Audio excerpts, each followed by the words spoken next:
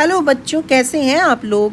आज मैं आपके साथ लेकर आई हूँ मोस्ट एक्सपेक्टेड क्वेश्चन जो कि नीट 2026 में आ सकता है। चैप्टर का नाम है इवोल्यूशन। बहुत ही important you can say chapter है। और जो भी मैं आपके साथ क्वेश्चन लेकर आई हूँ, है ना, बिलीव मी कि उनके आने के चांसेस ज़्यादा हैं, है ना, क्योंकि मैंने बहुत सारे एनालाइज किए हैं पेपर्स जो प्रीवियस ईयर्स के हैं।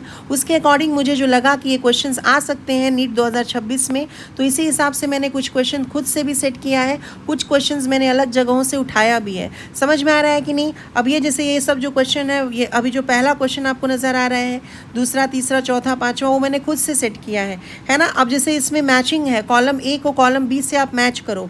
Inheritance of acquired character, inheritance of acquired character जो कॉन्सेप्ट है वो किसने दिया था? लमार्क ने, है ना। सबसे पहले लमार्क ने ही बात किया था इवोल्यूशन से रिलेटेड, और उन्होंने बताया था कि जो एक्वायर्ड कैरेक्टरिस्टिक्स हैं वो इनहेरिट होते हैं। Use and disuse of organs के बारे में लमार्क ने बात की थी। उसके बाद थ्योरी ऑफ जर्म प्लाज्म, ये जो थ्योरी ऑफ जर्म प्लाज्म है वो दिया था ए वीजमैन ने, जिसमें उन्होंने बताया था कि अगर जर्माइनल सेल्स में ही कोई बदलाव आएगा तो वही इनहेरिट होगा नेक्स्ट जनरेशन में। सोमैटोप्लाज्म में अगर कोई चेंज आता है तो वो इनहेरिट नहीं होता है। सॉल्टेशन, है ना, सिंगल स्टेप लार्ज म्यूटेशन जिसको बोलते हैं, ये म्यूटेशन का कॉन्सेप्ट है। और ये दिया था ह्यूगो डेवरिस ने, जिसने काम किया था किसके ऊपर? इनोथेरा लमरकियाना के ऊपर, है ना। इनोथेरा लमरकियाना जिसको इवनिंग प्रिमरोज बोलते हैं, उसके ऊपर काम किया था। किसने काम किया था बच्चों?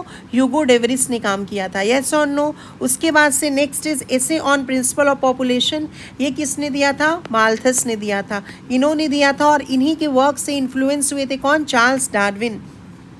सो जो 1 है इसका क्या हो जाएगा? 3 हो जाएगा, सी हो जाएगा, है ना। 1 का सी हो जाएगा, थ्योरी ऑफ जर्म प्लाज्म। 2 का डी हो जाएगा, तो 1 का सी, 2 का डी, 3 का ए है क्या? Yes, 3 and you can say saltation का ए है, यस। और 4 का क्या हो जाएगा? बी। सो यहाँ पे आंसर उसके अकॉर्डिंग क्या हो जाएगा आपका? Option number 3। देखिए यहाँ पे ऑप्शन नंबर 3 जो है आंसर बनना चाहिए। आई थिंक ये सारे बच्चों को आ रहा होगा, है ना। कमेंट सेक्शन में लिख के बताइएगा मुझे आपको आ रहा है कि नहीं। नेक्स्ट क्वेश्चन पे हम लोग आगे बढ़ते हैं।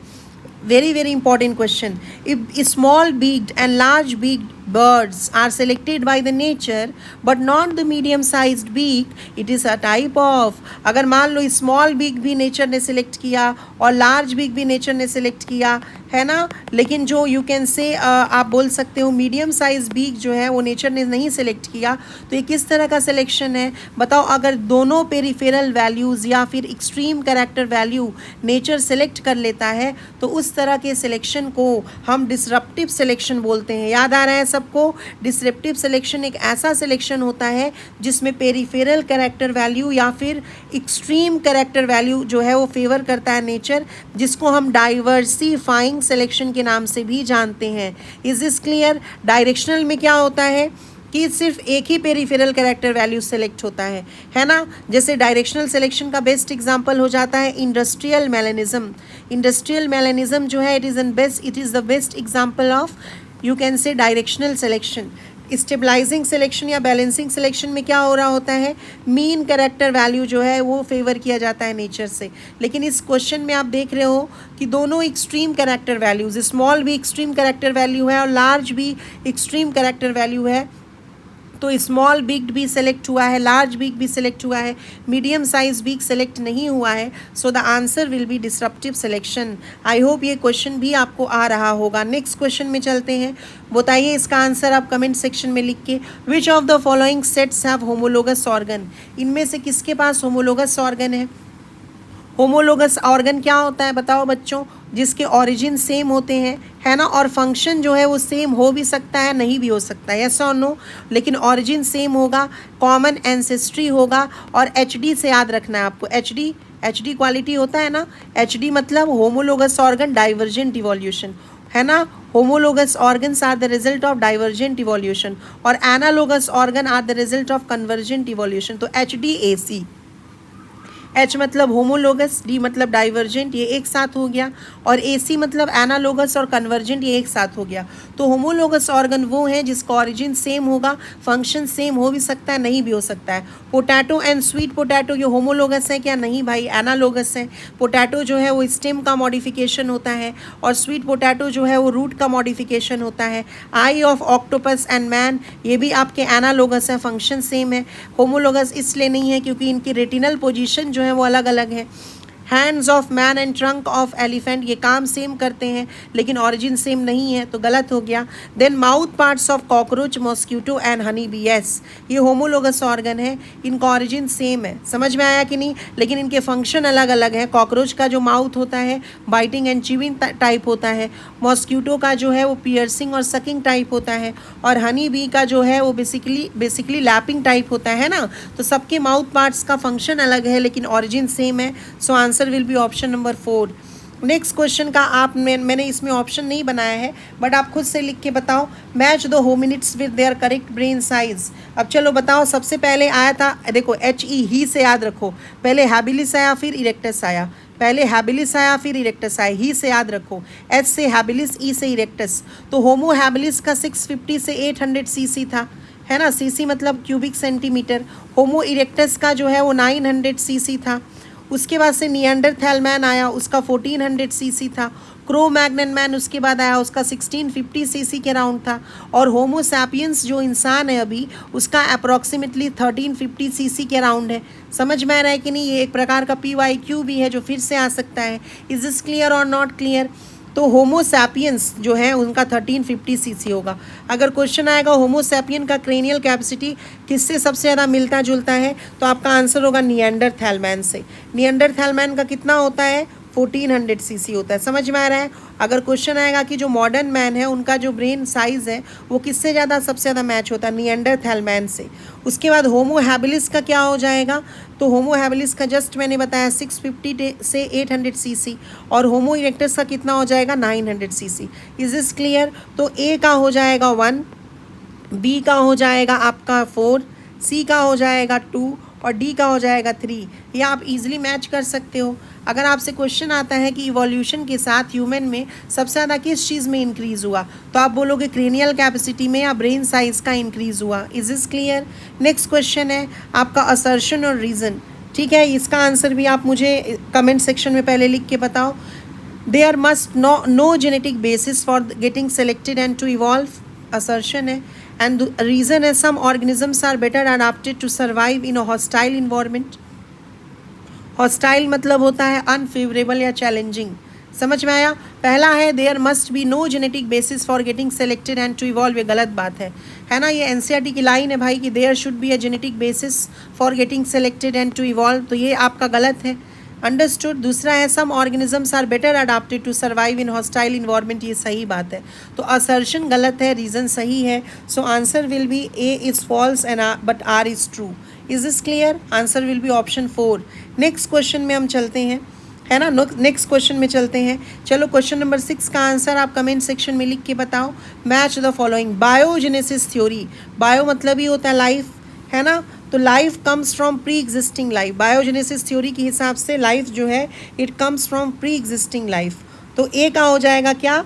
3। अंडरस्टूड? ए का 3 किस में है? इसमें है। सो टेक्निकली ये आंसर बनना चाहिए, लेकिन बाकी ऑप्शन भी हम मैच कर लेते हैं।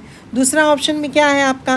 Chemical evolution. केमिकल इवोल्यूशन के अकॉर्डिंग कौन दिया था केमिकल इवोल्यूशन? ओपेरिन और हेल्डेन दिए थे। समझ में आ रहा है कि नहीं? और उसका एक्सपेरिमेंटल प्रूफ कौन किया था? यूरे और Miller. Miller was the student of Urey. Understood? The theory of special creation, उसके अकॉर्डिंग अर्थ जो है वो 4000 ईयर्स ओल्ड है ना, यानी सी का 1 हो गया, है ना। ये देखो यही वाला मैच करना चाहिए। और एम्ब्रियोलॉजिकल सपोर्ट कौन दिया था? अर्न्स्ट हैकेल ने दिया था, है ना, जिसका थ्योरी था कौन सा थ्योरी था? अर्न्स्ट हैकेल का रिकैपिचुलेशन थ्योरी था, जिसमें उन्होंने बोला था क्या चीज़ बताओ? ऑन्टोजेनी रिकैपिचुलेट्स फाइलोजेनी, है ना, ऑन्टोजेनी रिपीट्स और recapitulates phylogeny. So the answer will be option number 1 for this question. Next question देखिए, इसका आंसर भी आप कमेंट सेक्शन में लिख के बताओ। Which of the following statement is not true, यानी कौन सा स्टेटमेंट इसमें से रॉन्ग है। ये एनसीईआरटी के लाइन्स हैं और एनसीईआरटी के लाइन्स आपको याद रखना बहुत ज़रूरी है। पहला, evolution is a stochastic process. Yes, evolution direct process नहीं है, ये स्टोकेस्टिक प्रोसेस है, यानी it is based on chance, it is based on probability, है ना। हम श्योर नहीं है कि इवोल्यूशन में यही चीज़ होगा। It is chance based, it is probability based, तो ये सही बात है। Based on chance events in nature, सही बात है। Evolution is a stochastic process based on chance mutation in the organism, ये भी सही बात है। ये सब एनसीईआरटी के लाइन्स हैं। Evolution is a directed process, नहीं, evolution is not a directed process, it is a stochastic process. Evolution directed process नहीं है। Evolution is a non directed process in the sense of determinism. ये NCERT का line है बच्चों, तो ये incorrect answer, you can say statement है। तो अगर ये स्टेटमेंट इनकरेक्ट है तो आंसर यही बनना चाहिए। फिर भी हम ऑप्शन 4 देखेंगे। लाइकेंस जो हैं they can be used as industrial pollution indicators. Yes, lichens जो होते हैं, जो कि एक प्रकार से सिम्बायोटिक एसोसिएशन होते हैं ब्लू ग्रीन अलगी के और फंजाई के, ये क्या दिखाते हैं बेसिकली, ये SO2 पॉल्यूशन में ग्रो नहीं करते हैं, पॉल्यूटेड एरिया में ग्रो नहीं करते हैं। तो ये भी सही है, ये भी सही है, ये भी सही है। ये गलत है क्योंकि ये डायरेक्टेड प्रोसेस नहीं है, नॉट अ डायरेक्टेड प्रोसेस है। So answer will be option number 3। Understood. Next question हम लोग लेते हैं। Several marsupials each different from the other evolve from an ancestral stock but all with in the dash continents. कैसे continents थे, कौन सा continent था, ऑस्ट्रेलिया। वेरी इजी, एनसीईआरटी का लाइन है। कहाँ से, कौन सा कॉन्टिनेंट था, ऑस्ट्रेलिया। सो इसका आंसर हो जाएगा सिंपली ऑप्शन 3। नेक्स्ट क्वेश्चन हम लोग चलते हैं। वेरी वेरी इंपॉर्टेंट क्वेश्चन, ये थोड़ा सा मैं एनसीईआरटी से बाहर जाके इस क्वेश्चन को मैंने खुद से फ्रेम किया है। Darwin's finches can be considered as an example of adaptive radiation में डार्विन्स फिंचेस आप पढ़े हो, बिल्कुल पढ़े हो। एलोपैट्रिक स्पेसिएशन का भी एग्जाम्पल है डार्विन्स फिंचेस। एलोपैट्रिक स्पेसिएशन मतलब एक ऐसा स्पेशिएशन मतलब होता है फॉर्मेशन ऑफ न्यू स्पीशीज़, और एलोपैट्रिक मतलब अगर वहाँ पे जोग्राफिकल बैरियर आ जाए, अगर जोग्राफिकल बैरियर आने की वजह से नए स्पीशीज़ का फॉर्मेशन हो तो उसे एलोपैट्रिक स्पेसिएशन बोलते हैं। तो यस, डार्विन्स फिंचेस में जोग्राफिकल बैरियर की वजह से नई स्पीशीज़ की फॉर्मेशन हुई थी, और वो जो नया स्पीशीज़ था, जब नया स्पीशीज़ बना तो वो ओरिजिनल स्पीशीज़ के साथ इंटरब्रीड नहीं कर सकता था, रिप्रोड्यूस नहीं कर सकता था। तो इसका एग्जाम्पल डार्विन्स फिंचेस का एलोपैट्रिक स्पेसिएशन भी है, और फाउंडर्स इफेक्ट भी है। समझ में आ रहा है कि नहीं, जो न्यू स्पीशीज़ थी वो फाउंडर बन गई। सो answer will be all of the above. Is this clear? Last question, which of the following can not be explain by mutation theory. Mutation theory जो किसने दिया था, ह्यूगो डेवरिस ने दिया था, इवनिंग प्रिमरोज पे काम करते हुए, एनोथेरा लामर्कियाना के ऊपर काम करते हुए। Mutation are the source of variation. Yes, very important, mutation are the ultimate source of variation, ये सही बात है, लेकिन बोला कैन नॉट। ठीक है, evolution can be progressive as well as retrogressive. Yes, progressive भी हो सकता है और रेट्रोग्रेसिव भी हो सकता है। Natural selection produces genetic changes, नहीं, नेचुरल सिलेक्शन जो है it selects genetic changes. Natural selection जो है वो सिलेक्ट करता है, जेनेटिक चेंजेस को प्रोड्यूस नहीं करता है। आप ये बोल सकते हो कि जेनेटिक चेंजेस जो हैं दे प्रोड्यूसेस नेचुरल सिलेक्शन, तो ये गलत बात है। अगर ये गलत बात है तो यही आंसर बनेगा।